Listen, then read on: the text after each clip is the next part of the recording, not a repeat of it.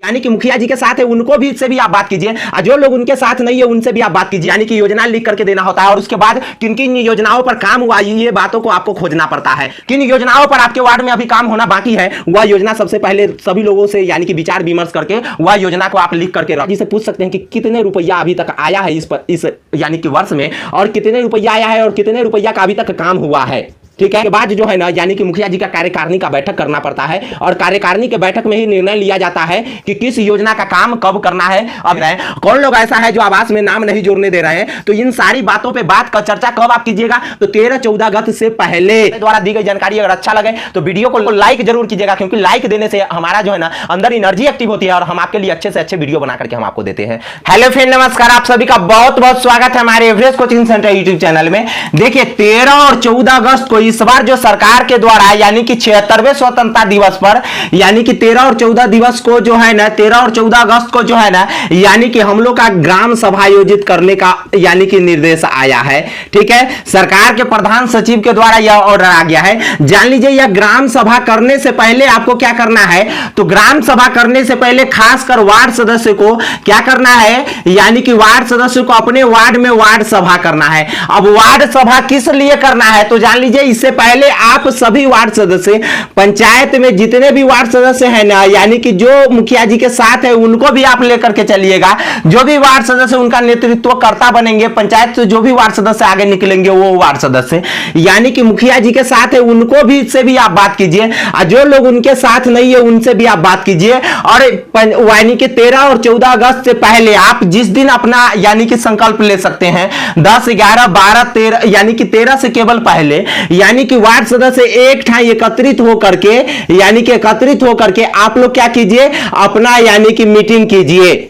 ठीक है, अपना मीटिंग कीजिएगा किस लिए, क्योंकि जो है ना अभी भी वार्ड सदस्य को बहुत सारे अधिकारों से वंचित रखा गया है इसलिए। और मीटिंग कीजिएगा उसमें आप कहिएगा कि सभी वार्ड सदस्य अपने अपने वार्ड में जो है ना सभी वार्ड सदस्य अपने अपने वार्ड में जो है ना वार्ड सभा का गठन करें।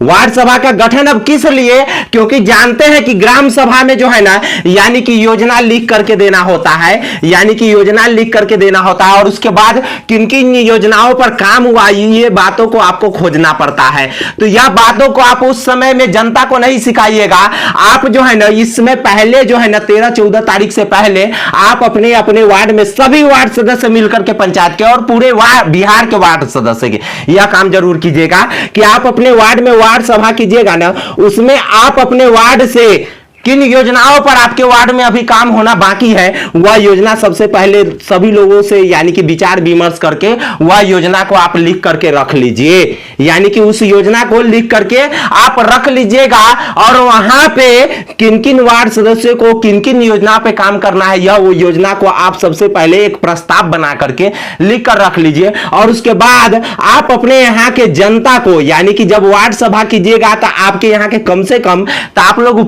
कोशिश कीजिएगा कि कम से कम तो 20% जनता उपस्थित हो जाए, लेकिन 10% है तो भी कोई दिक्कत नहीं, और जितना ज्यादा से ज्यादा हो जाए ना उसके लिए भी कोई दिक्कत नहीं है, चाहे पक्ष के वार्ड के जनता हो चाहे विपक्ष के वार्ड के जनता हो। और इस बातों को जान लीजिए और कौन कौन सी योजना पे काम करवाइएगा यह बात आप जनता से जो है ना यानी कि विचार विमर्श करके और वहां पर लिख लीजिएगा। और उसके साथ साथ जनता को बता दीजिएगा कि हमारा मुखिया जी जो है ना हम लोगों को कोई अधिकार तो नहीं दे रहा है, लेकिन आप इस पंचायत के जनता होने के नाते आप उनसे पूछ सकते हैं हमारे माध्यम से, चाहे उस वक्त में आप पूछ सकते हैं जब ग्राम सभा लगेगा, और रिक्वेस्ट कीजिएगा सभी लोगों से कि 13 और 14 अगस्त को जो पंचायत में आम सभा होना यानी कि ग्राम सभा होगा ना उसमें आप लोग पहुंचिए और उसमें उन लोगों को एक प्रस्ताव बना करके दे दीजिएगा कि सभी लोग उन पंचायत में आप मुखिया जी से पूछ सकते हैं कि कितने रुपया अभी तक आया है इस यानी कि वर्ष में, और कितने रुपया आया है और कितने रुपया का अभी तक काम हुआ है। ठीक है, और कौन कौन काम हुआ है और यह बताइए कि यह काम करने के लिए आपको किसने निर्देश किया। क्योंकि कोई भी योजना का काम होता है तो सबसे पहले वार्ड सभा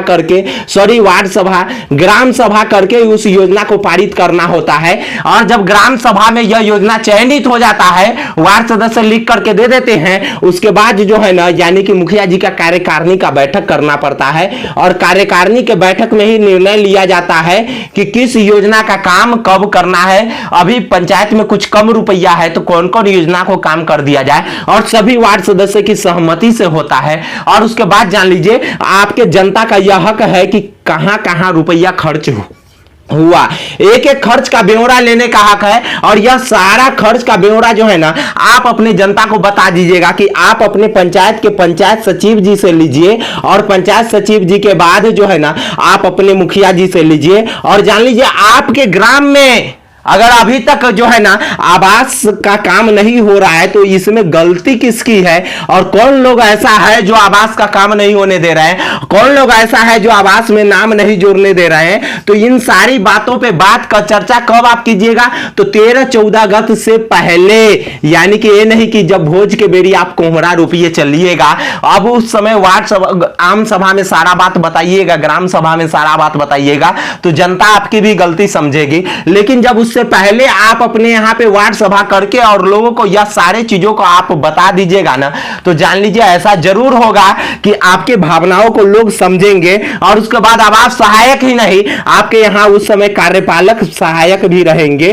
ठीक है, यानी कि पंचायत के कार्यपालक सहायक जिनका काम होता है यानी कि जन्म मृत्यु प्रमाण पत्र बनाना, ठीक है, और उसके बाद जो है ना जातीय आवासीय आय बनाना, और इनकी उपस्थिति होना चाहिए प्रत्येक दिन आपके पंचायत में, पंचायत भवन पे। और इनसे यह बात भी सवाल कीजिएगा कि हमारे यहां कार्यपालक सहायक क्यों नहीं रहता है, क्योंकि बिहार के अभी भी 70% पंचायतों में जो है ना कार्यपालक सहायक उपस्थित नहीं रहते हैं। मान लेते हैं प्रत्येक दिन वे उपस्थित नहीं रहेंगे क्योंकि एक कार्यपालक सहायक को 2 पंचायत 3 पंचायत देखना होता है, लेकिन कम से कम पंचायत में जो है ना यानी कि एक डेट बना दे, एक डेट तय कर दे कि हम फलाने दिन उपस्थित रहेंगे। और इन सभी को उपस्थिति का जिम्मेवार कौन है, तो इन सभी की उपस्थिति का जिम्मेवार मुखिया जी स्वयं है, क्योंकि उनका ही मिली भगत होता है इनके साथ। तो आप लोग इतना अपने जनता के सामने प्रस्ताव रख दीजिएगा और उनको यह बात भी बताइएगा कि जो है यानी कि 15 अगस्त को हमारे वार्ड में वार्ड सभा यानी कि वार्ड सभा के अंतर्गत है, यानी कि आजादी का अमृत महोत्सव मनाना है। और मुखिया जी बोल रहे हैं कि केवल झंडा खरीद करके दे देंगे। आप मुखिया जी से यह सवाल जरूर कीजिएगा कि क्या केवल झंडे के लिए पैसा आया है, क्या हम लोग के अधिकार के लिए, यानी कि हम लोग को राष्ट्रीय मिठाई नहीं खाना है सरकार के पैसे से, और जरूर खाना है सरकार के पैसे से, क्योंकि वह सरकार का पैसा नहीं, हम लोग का मेहनत का कमाया हुआ, हम लोग का मेहनत के कमाई से लिया हुआ टैक्स का पैसा है। इसीलिए वह सरकार का उस पर कोई दायित्व नहीं आता है, और न मुखिया जी का दायित्व है, और न यह पंचायत के पंचायत सचिव जी का दायित्व है, और न ही किसी पदाधिकारी का दायित्व है। हम लोग के टैक्स का पैसा से, हमारे मेहनत के पैसे है। तो उनसे जरूर इस बातों का क्वेश्चन कीजिएगा, नहीं तो जान लीजिए वे मृत लोग समझेंगे और आपको मृत समाज समझेंगे। इसीलिए अगर आपने समाज का सशक्त निर्माण करना है तो आप लोगों को इतना जरूर करना पड़ेगा। धन्यवाद। हमारे द्वारा दी गई जानकारी अगर अच्छा लगे तो वीडियो को लाइक जरूर कीजिएगा, क्योंकि लाइक देने से हमारा जो है ना अंदर एनर्जी एक्टिव होती है और हम आपके लिए अच्छे से अच्छे वीडियो बना करके हम आपको देते हैं। धन्यवाद। फिर मिलेंगे नेक्स्ट वीडियो में, तब तक के लिए जय हिंद, बाय बाय।